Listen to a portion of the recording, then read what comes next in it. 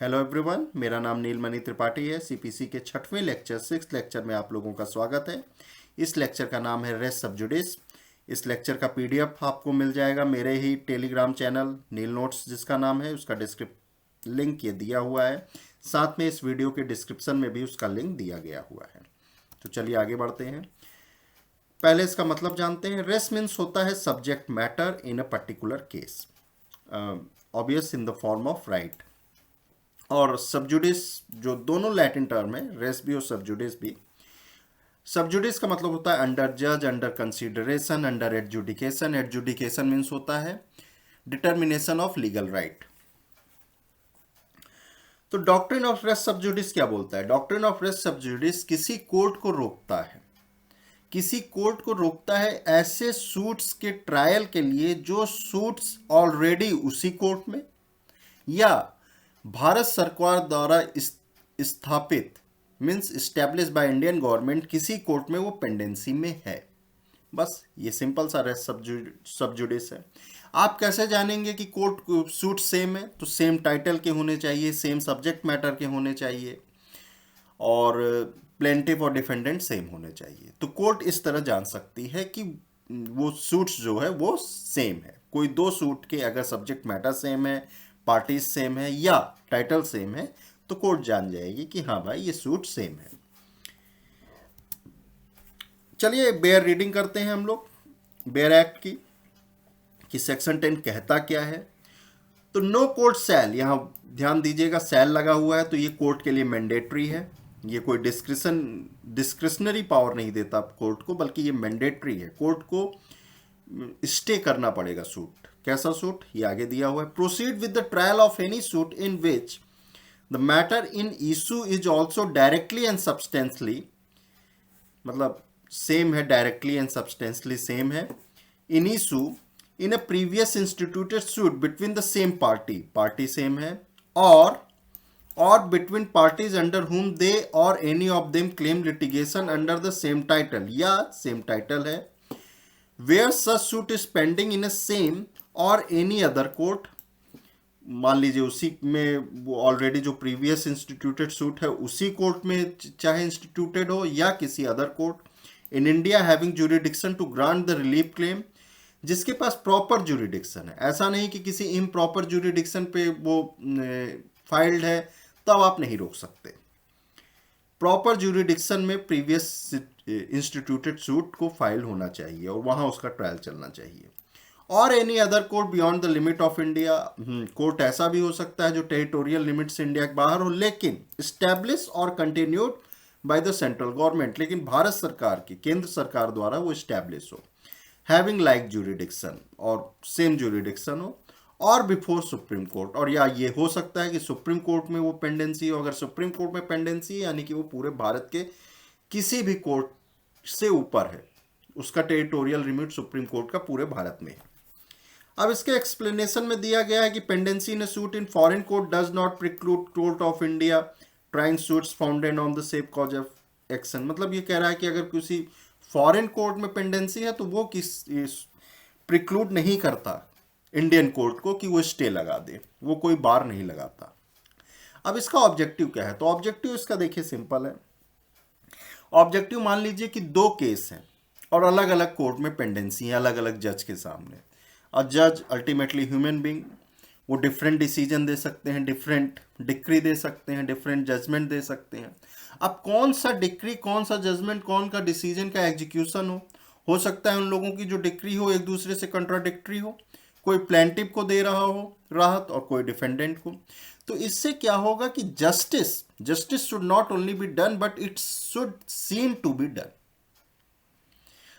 तो जस्टिस के ऊपर लोगों का भरोसा हट जाएगा अगर अनसर्टेनिटी आएगी जस्टिस में, और the whole concept of justice will be come at stake. And इसीलिए इस डॉक्ट्रिन को बहुत ही स्ट्रिक्टली फॉलो किया जाता है। इसीलिए वहाँ सैल वर्ड का यूज है जो मैंने आपको बताया था। तो पर्पज एक तो यही हो गया। दूसरा पर्पज ये भी है कि मल्टीप्लिसिटी ऑफ प्रोसीडिंग को अवॉइडेड करना चाहिए, रोकना चाहिए। मान लीजिए डिफेंडेंट और प्लेंटिफ एक साथ 5 जगह लड़ रहे हैं, प्लेंटिफ बेचारा गरीब है या डिफेंडेंट गरीब है, तो ये उसके लिए बहुत ही हार्डशिप होगा कि वो 5 जगह एक साथ अपने केस को लड़े, इसलिए भी इसका जरूरी है। चलिए अब पढ़ लेते हैं जल्दी से। The purpose of the section is to bring finality in the judgment and to avoid the contradictory decision by the two different court, as there is a good possibility that in the case where matters is simultaneously being decided by the different courts of concurrent jurisdiction, the court may come up with different decision and then it will be very difficult to finalize which decision is to be abided by. अब समझ ही रहे होंगे आप लोग, मैंने इसको बताया ही। In simple word, very authority of law will come at stake. There will be no finality of judgment. Simple सी बात है, मैंने ये सब आप लोगों को बता दिया है। However, this rule only applies to trial of a suit, not institution of thereof. Although it does not preclude court for passing interim order, but it applies to appeal and revision. देखिए ये एक नया point है, इसमें institution of suits के ऊपर बार नहीं है, ट्रायल पे बार है। आप इंस्टीट्यूट कर सकते हैं same title, same cause of action, same subject matter का और सेम पार्टीज का। अब जहां कोर्ट, लेकिन कोर्ट कोई जहां उसको मालूम चल जाएगा कि ऐसा सूट्स है, मान लीजिए किसी पार्टी ने, उन दोनों में से किसी एक पार्टी ने बता दिया हाँ एक ऑलरेडी ऐसा सूट्स किसी कोर्ट में पेंडेंसी है में है, इंडियन कोर्ट में, ऑब्वियस सी बात है, फॉरेन नहीं, तो वो कोर्ट तुरंत इसको स्टे कर देगी, अपने उसका ट्रायल वो नहीं करेगी, ये मैंडेटरी है कोर्ट के लिए। लेकिन हाँ, चूंकि इंस्टीट्यूट हो सकता है तो हो सकता है वो कोई इंटरिम ऑर्डर दे दे, फाइनल नहीं, इंटरिम ऑर्डर। और चूंकि फिर दूसरा पॉइंट ये कह रहा है कि अपील और रिवीजन पे भी ये अप्लाई होगा, चूंकि वो भी एक फॉर्म ऑफ ट्रायल ही है। अच्छा, इसका एक और ऑब्जेक्टिव जो मैंने बताया था, multiplicity of proceeding and also should be also avoided. अब एसेंशियल कंडीशन हम देखते हैं, इसके एसेंशियल कंडीशंस क्या क्या होनी चाहिए, कब ये डॉक्ट्रिन अप्लाई होगा। पहली बात, कई बार बात हो चुकी है तो आप लोगों को जल्दी ये समझ में आ जाएगा, 2 सूट्स होना चाहिए, previously instituted and subsequently instituted. Matter in issue subsequent suits directly and substantially issue in previous suit in same होना चाहिए। मैटर इन इशू जो होगा वो सेम होना चाहिए, सेम पार्टी होना चाहिए या उनके रिप्रेजेंटेटिव आपस में लड़ रहे हैं सेम पार्टी के, और सेम सब्जेक्ट मैटर पे। और previous suit must be pending in a same in any other court in India, मतलब प्रीवियस जो है वो पेंडिंग में है। The court dealing with previously instituted competent to grant, मतलब उसके पास प्रॉपर ज्यूरिडिक्शन है, competent to grant relief claimed in subsequent suit, मतलब वो भी जो सब्सिक्वेंट में क्लेम को किया गया है, रिलीफ मांगी गई है, वो ऑलरेडी प्रीवियस इंस्टीट्यूटेड सूट्स जिस कोर्ट में है उसके पास है, तो सब्सिक्वेंट की कोई जरूरत नहीं है। पार्टीज लिटिगेशन अंदर से same title in both suits, ये भी हम लोग पढ़ चुके हैं कि सेम टाइटल होना चाहिए। अब कुछ हम अदर पॉइंट भी देख लेते हैं। देखिए, इसमें पहला पॉइंट बता रहा है जो मैंने कई बार आपको अभी इसी लेक्चर में बता दिया कि यहाँ सेल यूज है, तो ये मैंडेटरी है कोर्ट के लिए, ना कि उसके डिस्क्रिप्शन पे करता है। तो the court shall in the section makes it mandatory movement court find that the above condition are satisfied, the court will not proceed with the subsequently instituted suit, that is in court will stay with the proceeding of subsequent suit, मतलब ये mandatory है court के लिए। अब देखिए, section 151 में जो code of civil procedure है उसमें इनहेरेंट पावर दिया गया है, वो इनहेरेंट पावर के भी अंडर कोई भी कोर्ट अपने सूट्स को स्टे कर सकती है या कंसोलिडेट कर सकती है, लेकिन वो उसके डिस्क्रिप्शन पे होता है। सेक्शन 151 कोर्ट का डिस्क्रिप्शन पे डिपेंड होता है, लेकिन सेक्शन 10 जो है वो मैंडेटरी है, जहां कोर्ट को मालूम चलेगा कि कोई प्रीवियसली सूट्स ऐसा चल रहा है किसी कोर्ट में या उसी कोर्ट में जो सेंट्रल गवर्नमेंट के द्वारा इस्टेब्लिश हो या भारत सरकार के द्वारा इस्टेब्लिश है या भारत के टेरिटरी में है, तो वो उस कोर्ट में मैंडेटरी स्टे लगाएगी। अच्छा, देयर इज नो बार, वो आप जानते हैं अगर फॉरेन में है, मतलब फॉरेन कोर्ट में इंस्टीट्यूटेड है, तब वो किसी भी इंडियन कोर्ट को प्रिक्लूड नहीं करेगा। चौथा पॉइंट यही कह रहा है। पांचवा पॉइंट ये कह रहा है कि मान लीजिए गलती से डिक्री एक कंट्रावेंशन ऑफ 10 हो भी गई पास, तो उसको नेलिटी में, चूंकि उसके पास प्रॉपर ज्यूरिडिक्शन था सब्सिक्वेंट कोर्ट के पास भी, सब्सिक्वेंट जहां सूट इंस्टीट्यूट हुआ था, तो उसकी डिक्री को हम नेलिटी नहीं कर सकते हैं, और can not be disregarded in execution proceeding. ये कई केस में डिसाइड हुआ है सुप्रीम कोर्ट के। अच्छा, ये भी मैंने बता दिया है कि ये केवल ट्रायल पे होता है, इंस्टीट्यूशन को ये बार नहीं करता, इंस्टीट्यूशन पे स्टे नहीं लगता है। तो मान लीजिए कि दोनों पार्टी, ये चूंकि प्रोसीजरल राइट है, अभी मैंने जस्ट आप लोगों को लास्ट लेक्चर में शायद बताया था कि प्रोसीजरल राइट और सब्सटेंसिव राइट में क्या डिफरेंस होता है। तो ये वेव्ड ऑफ हो सकता है प्रोसीजरल राइट।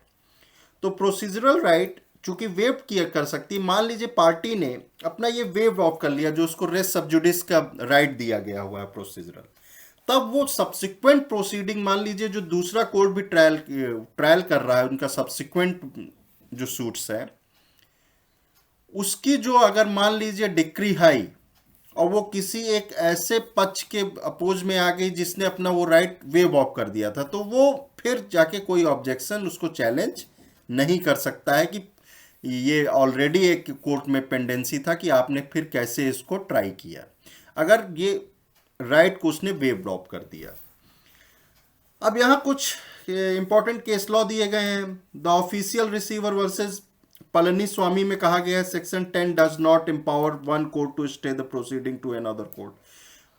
मतलब सेक्शन 10 ये कहती है कि जो कोर्ट है उसको अपने ही केस पे स्टे लगाना है। ऐसा नहीं कि सब्सिक्वेंट कोर्ट ने कहा कि जो प्रीवियसली कोर्ट है उस पे स्टे लगा दो, नहीं, दूसरे कोर्ट पे की प्रोसीडिंग पे वो स्टे नहीं लगा सकता। अपने ही जो उसके यहां सब्सिक्वेंट सूट आया है उसी के ट्रायल पे वो स्टे लगाएगा। अब पीसी जयनाथ में कहा गया है, PC Jainath versus Mister Amrit Jairath में कहा गया है, an appeal can not be filed if suit is stay under 10 of the CPC, the order pass under 10 is relating to jurisdiction of court, so petition for the revision can be entertain. Revision हो सकता है entertain. अभी हम लोग समझेंगे कि appeal और revision में इन सब में क्या डिफरेंस होता है, आगे के लेक्चर में काफ़ी डिटेल से समझेंगे। अभी आप लोग ये याद रख लीजिए कि अपील उसके अगेंस्ट नहीं पास हो सकता अगर सब्सिक्वेंट सूट ने अंडर 10 के, सब्सिक्वेंट सूट जहां फाइल हुआ है जिस कोर्ट में, उसने अंडर 10 स्टे लगा दिया उसके ट्रायल पे, लेकिन रिवीजन हो सकता है। आगे बढ़िए। शिवपथ राय वर्सेस वराक चंद में कहा गया है section 10 enact merely a rule of procedure. मैंने बताया ही है, a decree pass in contravention of this section can not be nullity and can not be disregarding execution proceeding. ये मैंने आप लोगों को बता ही दिया है लास्ट पेज पे। इंद्रपाल सिंह वर्सेस हसन वालिया वर्सेस बीर तिब्बतन वुलन मिल में कहा गया है, जिसमें दिल्ली हाई कोर्ट ने कहा है कि section 10 of CPC applies only to suits cannot applied where one of the two proceeding is not a suit. मान लीजिए अब सूट नहीं है, केस है, क्रिमिनल केस है, तो हो सकता है कि सेक्शन 10 नहीं लगेगा। ये केवल सिविल लॉ के लिए अप्लाई है, इसलिए सूट्स के लिए है, और इसीलिए हम लोग इसको सिविल प्रोसीजर कोड में पढ़ते हैं। अच्छा, ये ऑर्डर जो 37 में समरी सूट्स होता है उसमें भी अप्लीकेबल नहीं होता है। क्यों नहीं होता है, ये जब हम पढ़ेंगे समरी तब हम जानेंगे। The word matter in issue 10 means the entire matter in controversy, not the one or several issue in the case. Mere identity of some issue both in suits not sufficient to attract the section. अब मान लीजिए कुछ common है, जो matter in issue है वो थोड़े बहुत मैटर कॉमन है, लेकिन और सारे मैटर इन इशू अलग अलग हैं। तो अगर अलग अलग है तब सेक्शन 10 अप्लाई नहीं होगा। Entire matter of in controversy, matter in issue should be same in both suits.